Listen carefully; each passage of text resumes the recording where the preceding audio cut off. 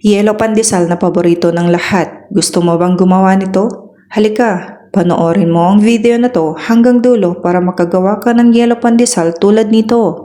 Sa isang bowl, pagsamasamahin lang ang ingredients. All-purpose flour, asin, egg, vanilla, sugar, yeast, milk, at margarine. Isabay na rin natin ang tubig na may food color. Yelo ang ginamit ko dyan na food color mga mi.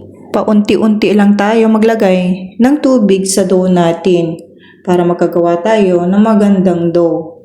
Kailangan nating masahin ang ating dough for over 10 to 15 minutes. After mamasa, i-rest ito ng 20 to 35 minutes or hanggang mag-double size ang dough natin. Pag nag-double size na, i-press lang natin one time.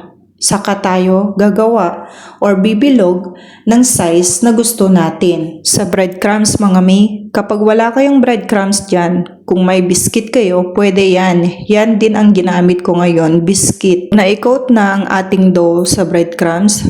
I-rest ito for about 10 to 25 minutes. Sa oven, preheated dapat ng 5 to 10 minutes.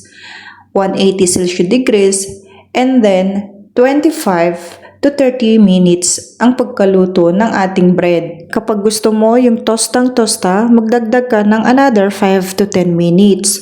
Nagustuhan mo ang video na to? Don't forget to follow, like, and share naman dyan para sa ganon updated kayo sa mga video na ina-upload ko every week. Maraming salamat sa inyong lahat.